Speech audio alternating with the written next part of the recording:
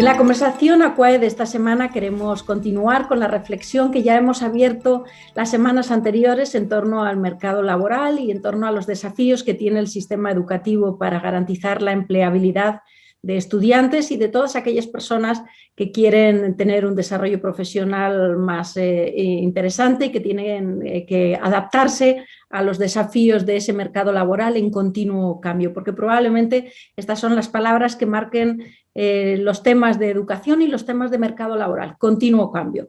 Y precisamente para resignificar esta idea de educación, esta idea de aprendizaje, todo ello en ese contexto de un mercado laboral cambiante, tenemos a dos invitados estupendos para ordenar esta conversación de hoy, a quienes voy a pasar ya a saludar. Por una parte, contamos con la presencia de Ivonne Zugasti. ¿Qué tal? Buenas tardes, Ivonne, ¿cómo estás? Hola, buenas tardes, Mariola, encantado. Un gusto tenerte aquí también. Y saludo también a Aisy Fresno Anabo. ¿Qué tal, Aisy? ¿Cómo estás? Muy bien, muchas gracias por la invitación. Un, Encantada. un gusto también. Ivonne es el director o el coordinador del Nodo de España del proyecto Milenio y director de Prospect Ticker. Y Aisy Fresno es investigadora en la Universidad de Deusto. Comienzo contigo, Ivonne, y continuando con un poco esta primera intervención que yo hacía, ¿no? Contextualizando la idea de un mercado laboral en continuo cambio y la necesidad también de que los recursos humanos estén en un constante proceso de actualización en lo que son sus capacidades formativas y, por lo tanto, la necesidad también de que el sistema educativo se acomode a nuevos retos. Me gustaría contar con una primera intervención en clave de si esta idea de resignificar la educación, el aprendizaje, viene a ser una necesidad y en el fondo también una oportunidad. ¿Cómo lo ves? Sí, Mariola, mira, en el proyecto Millennium desde hace 4 años llevamos investigando, ¿no?, sobre el futuro del trabajo y la tecnología y los impactos que va a tener, ¿no?, esa disrupción tecnológica, ¿no?, de la que tanto se habla, esa cuarta revolución industrial en el mercado de trabajo, ¿no?, y también por extensión en el sistema educativo, ¿no?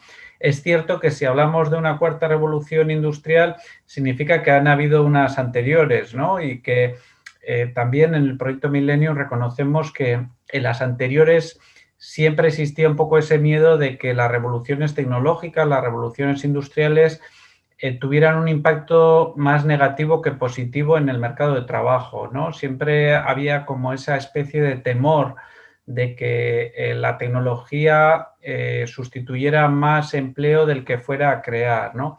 Lo cierto es que en las anteriores revoluciones tecnológicas siempre se ha producido un saldo neto positivo, ¿no? Es decir, que los cambios tecnológicos han creado más empleo del que han destruido, ¿no?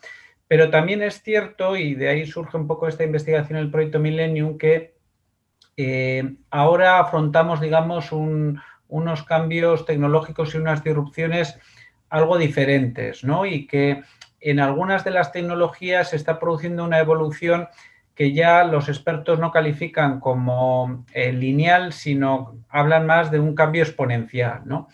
Esto significa que algunas de esas tecnologías están, digamos, acelerando su proceso de cambio, ¿no? Y, por tanto, los impactos que pueden llegar a tener en el futuro pueden ser mayores de lo que las personas expertas pueden, bueno, pues formular o pueden prever hoy en día, ¿no?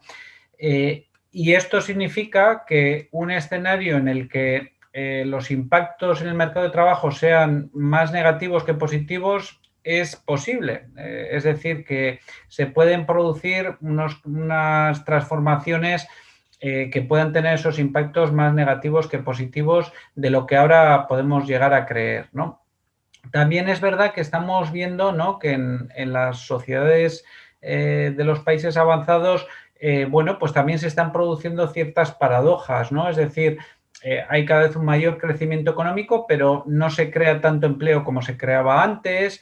Esa vinculación entre crecimiento económico y creación de empleo ya no sigue, digamos, los paradigmas que existían en el pasado y, por tanto, tenemos que empezar a repensar el mercado del trabajo del futuro, ¿no? Yo creo que ese es un poco el punto de partida en el que nos encontramos para empezar a entender cómo tienen que cambiar también, ¿no?, el sistema educativo y el conjunto de la sociedad en ese esquema, ¿no? Yo creo que, y termino con esto, el mensaje importante es que muchas de esas tecnologías van a acelerar su velocidad de cambio y, por tanto, los impactos en el mercado de trabajo ya tal vez no solo se limiten a personas que puedan estar en empleos de baja cualificación o que puedan estar en nichos concretos, sino que probablemente el impacto va a ser más sistémico. Es decir, que vamos a ver que esos impactos del cambio tecnológico van a impactar probablemente la propia naturaleza de lo que entendemos por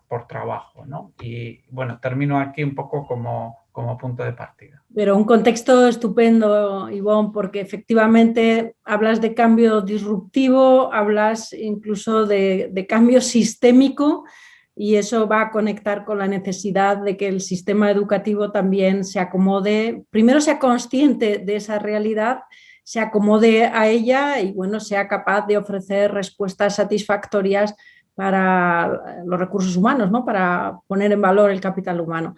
Aisy, ¿cómo lo ves tú? Sí, estoy totalmente de acuerdo con lo que ha dicho Ivonne y creo que lo ha dado en clavo.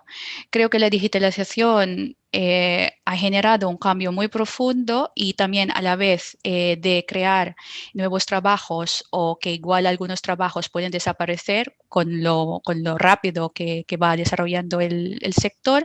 Creo que también ha generado un cambio en cuanto al tipo de producto, ¿no?, digamos, o lo que llamamos commodities, que son la información y el conocimiento, que ahora ya forma parte de estos productos que puedes vender o como puedes tener como servicio.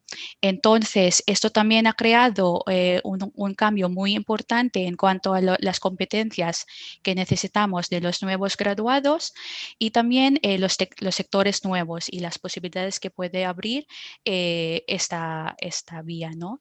Entonces, creo que eso es por un lado. Y otro lado también es el efecto de la digitalización en cuanto a la globalización, porque con la digitalización hemos visto algunos desarrollos en cuanto al transporte, en cuanto a la comunicación, que nos ha facilitado la movilidad tanto de las personas como de las ideas. Entonces, ahora creo que en cuanto a la idea de aprendizaje a lo largo de la vida, que va en mano con las posibilidades para el trabajo, también tenemos el reto de que este aprendizaje también aborda estos nuevos retos en cuanto a la convivencia, ¿no?, y la tolerancia hacia otras personas y desde diferentes culturas. Muy interesante esta última reflexión, Aisy, y yo creo que conecta con valores como el de la solidaridad, que resultan siempre tan interesantes en sociedades como la nuestra, ¿no?, marcada ahora, especialmente tras la pandemia, por brechas que no hacen sino ensanchar la desigualdad, ¿no? Entonces, apelar a esa idea de solidaridad creo que es también un elemento importante.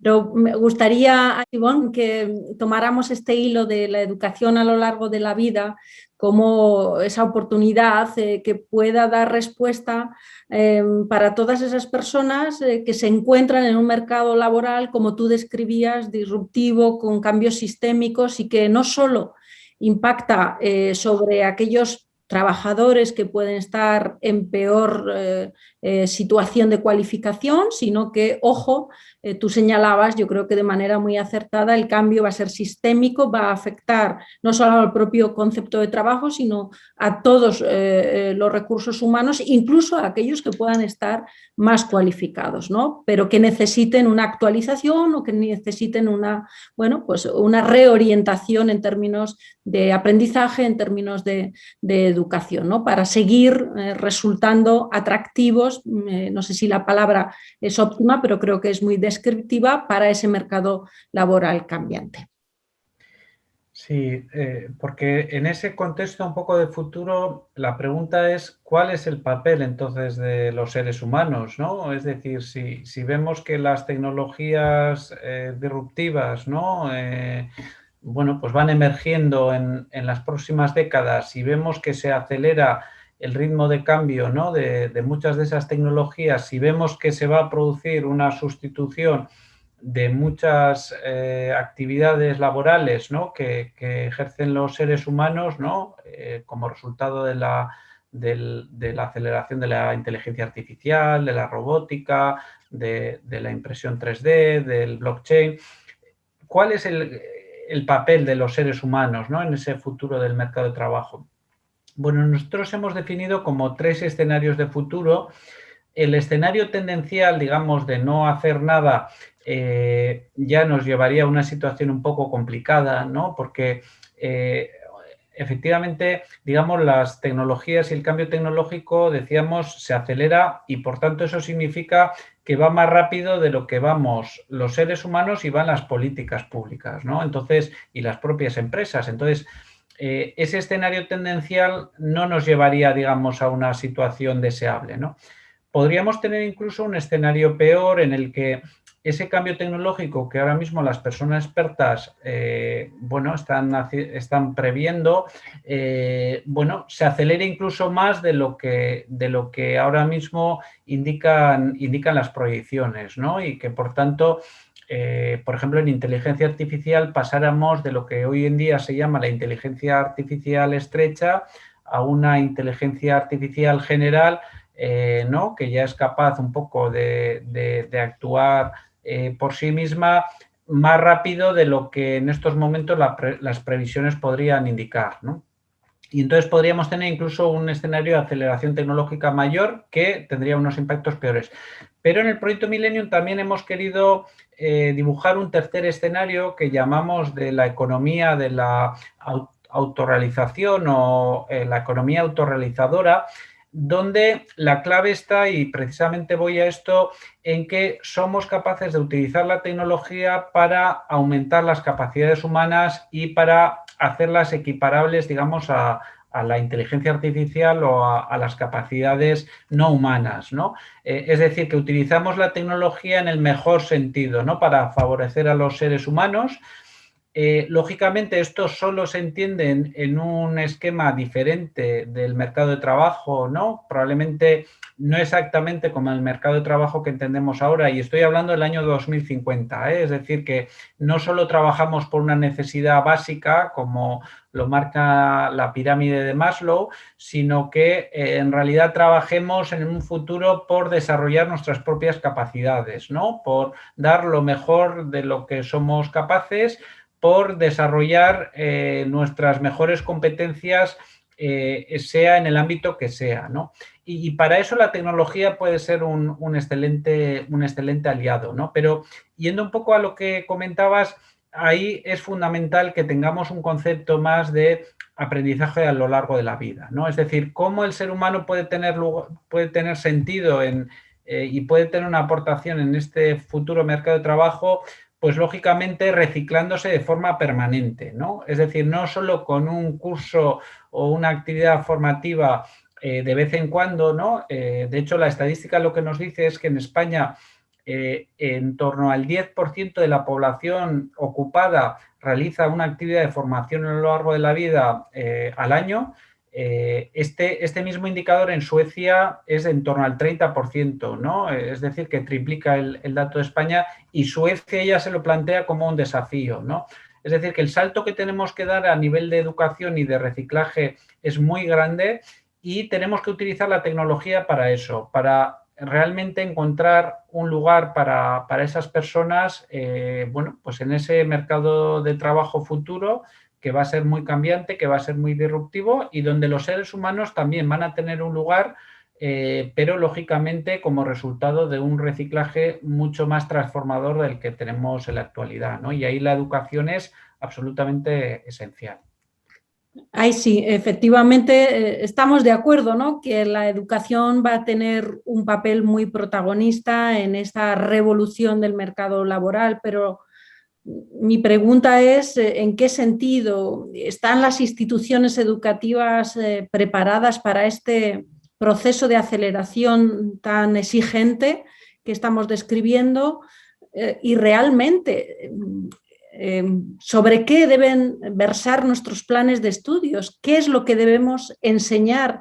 Si, como ya dicen las cifras, gran parte de los trabajos que van a desempeñar quienes hoy están en el colegio probablemente ni siquiera existen. Por lo tanto, el sistema educativo tiene que estar formando a personas no solo para hacerles ciudadanos libres, sino para capacitarles para algo, para un trabajo que todavía ni siquiera existe. Este desafío es enorme para el sistema educativo. Ay, sí, ¿cómo lo ves? Efectivamente, Mariola, creo que es un reto muy grande porque a la vez la institución de educación superior en sí también tiene sus barreras para ir cambiando también como institución. Aparte de eso, tenemos un contexto que está siempre cambiando. Y creo que me gustaría destacar 3 cosas que podemos igual hacer en cuanto a la formación y la pedagogía. Una de ellas es tenemos que fijar en la capital humana, es decir, cuáles son las competencias y cuáles son las habilidades tanto genéricas o transversales como específicas a la disciplina que podemos ir desarrollando en los estudiantes, ¿no? Y uno de ellos es obviamente la competencia digital que va a ser muy importante en el futuro y tal y como estamos viendo también ahora, y un uso más crítico de esta tecnología. Es decir, que no simplemente que lo manejan bien, sino que también son capaces de pensar cuál es la información que le viene útil o cuál es la información que realmente no es, que no le sirve. Y eso es por un lado, ¿no? Capital humana. La segunda es la capital que se llama la capital de identidad, porque ahora tenemos un contexto que siempre está cambiando y por un lado nos da, y cambiando y a la vez que nos da muchas oportunidades, que nos aporta esta libertad, pero a la vez nos aporta incertidumbre. Entonces, lo que también va un poco al hilo de lo que ha dicho Ivonne, ¿no? Tenemos que estar siempre reciclando, aprendiendo, y en esto los estudiantes tienen que tener la capacidad de visualizar su futuro, ir viendo cuáles son las pautas en el mercado laboral e ir orientándose, ¿no? De un lado a otro. Entonces, eso supone un pensamiento crítico por su parte y que también como educadores tenemos un rol de hacer esta orientación también a los estudiantes. Y no es simplemente igual no simplemente se puede hacer dentro del aula, sino también dándoles experiencias más prácticas, porque allí pueden ver realmente cuáles son por un lado, decir o generar su propia identidad profesional y también aclarar cuáles son las vías que les parece más interesante, ¿no? En su vida laboral. Y creo que es un tipo de capital que hay que ir desarrollando en los estudiantes. Y tercero, y tener esta cultura, esa capital social. Es decir, que tengan afiliaciones que les hace más fácil esta orientación, tanto, por ejemplo, con sus profesores y con sus grupos más informales, digamos, con otros estudiantes que pueden facilitar esta orientación. Y creo que son las 3 claves que se puede hacer desde la perspectiva de la formación y pedagogía. Desde el campo del sistema educativo, ¿no? Eso es. Buena idea esta de reforzar la necesidad de la orientación, que creo que es una de las grandes debilidades del sistema educativo, no solo del universitario. Estoy pensando previamente a todas las fases educativas previas a la de la educación superior, ¿no? Cuando hay además la universitaria no es la única vía que capacita profesionalmente para una buena inserción laboral. Hemos trabajado también en estas conversaciones ACUAE las soluciones vía formación profesional dual, la educación dual, que yo creo que es una de los grandes retos también ahora, ¿no? Y orientación y esa idea del networking, esa idea también de la búsqueda de referentes formales o informales que son tan importantes para generar un itinerario profesional, no solo para abrirse ese itinerario profesional inicial, sino para mantenerlo, sostenerlo en el tiempo y ampliarlo en ese mercado cambiante, ¿no? A mí me gustaría que insistiéramos un poquito más en la idea de qué competencias son esas, Ivonne, ¿cómo lo ves tú? ¿Qué competencias son aquellas en las que deberíamos centrarnos para dotar de valor a ese capital humano, ¿no? No sé, estoy pensando en que atendiendo a esa cambiante constante que genera el mercado laboral, quizá el sistema educativo debería centrarse mucho más en las soft skills y no tanto en elementos de contenido o aprendizaje más vinculado a contenido que puede quedarse obsoleto en un tiempo relativamente rápido, ¿no? Sí, en la línea de lo que de lo que dices y lo que estaba comentando un poco de ese escenario, ¿no? Ese tercer escenario positivo que le hemos llamado la economía autorrealizadora. En el caso de los talleres que desarrollamos en España, con expertos y expertas en distintos ámbitos de la educación, de la empresa, de las políticas públicas, de la investigación, surgieron, digamos, una batería, digamos, de estrategias y de iniciativas que se propusieron, ¿no? Como estrategia de España 2050 y que se recogen en esa publicación que, bueno, pues que hicimos pública hace un par de años y que está disponible en Internet y que fundamentalmente lo que recoge en el ámbito educativo es lo siguiente, ¿no? Por un lado, lo que dijimos de generalizar la educación digital e integrar las tecnologías de la información y la comunicación en la docencia, ¿no? Es decir, no, por supuesto, pensar en las estudiantes y los estudiantes, pero también en los docentes, ¿no? En la necesidad que tenemos de reciclar, digamos, a ese cuerpo docente a nivel general, ¿no? Por otro lado, incorporar sistemas de inteligencia del mercado de trabajo a las políticas educativas y de empleo, es decir, entender bien qué es lo que puede llegar a ocurrir para anticipar estrategias de transformación en los ámbitos de empleo y de educación. Asegurar la flexibilidad del sistema educativo, que es otro de los grandes desafíos que tenemos, ¿no? Es decir, que cuando se inicie, digamos, una carrera en el ámbito educativo, una formación técnica o superior, siempre haya posibilidades de pasar digamos, de un mundo a otro, ¿no? Y que los sistemas sean mucho más flexibles, como ocurre en otros países. Reorientación del sistema de educación de un enfoque colectivo a uno individual, en el sentido de, por supuesto, colectivo, pensando en las necesidades de la sociedad, pero más individualizado, teniendo en cuenta las necesidades de las personas, ¿no? Necesitamos sistemas educativos que sean mucho más adaptados a la necesidad que tiene cada ser humano en ese esquema que hemos comentado de escenarios de futuro, ¿no? Dinamizar el sistema universitario para promover la modernización de sus estructuras y el reciclaje de su profesorado, como hemos comentado antes. Desarrollo de metodologías didácticas orientadas a solucionar retos y el impulso del autoempleo, el aprendizaje y la autoeducación. También necesitamos un poco cambiar la cultura en cuanto a orientarnos más hacia esa idea del autoempleo. Alinear la I+D+I en el ámbito de la universidad con las necesidades de la sociedad, no solo plantear una I+D+I tecnológica, sino mucho más vinculada a qué es lo que se necesita en cada ámbito de la sociedad. Impulsar programas educativos centrados en competencias STEM, como decías, también hay las competencias juegan un papel muy importante. Aumentar la relevancia de la educación en la etapa 0 a 3 años, es decir, empezar desde las primeras etapas educativas. Promover una educación integral que une las competencias tecnológicas con el impulso de la creatividad y las humanidades.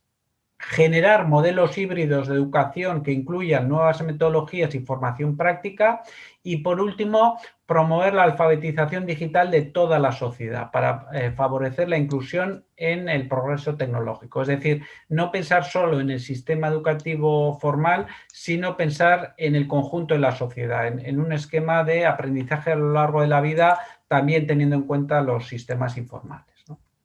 Pues gracias, Ivonne. Seguro que ahí sí tienes algo que quieras añadir sobre este listado, ¿no?, Sí. de propuestas que nos proponía precisamente Ivonne como resultado del proyecto que han puesto en marcha.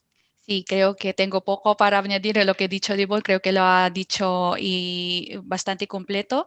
Lo que quería destacar es el concepto de aprendizaje a lo largo de la vida, también tiene la parte de a lo largo, pero también tiene otras dimensiones como que es a lo ancho de la vida y lo profundo de la vida.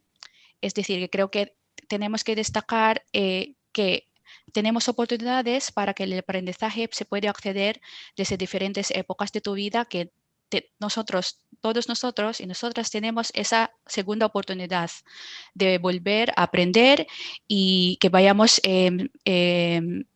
mejorando, ¿no? Mejorándonos y formándonos a lo largo de la vida.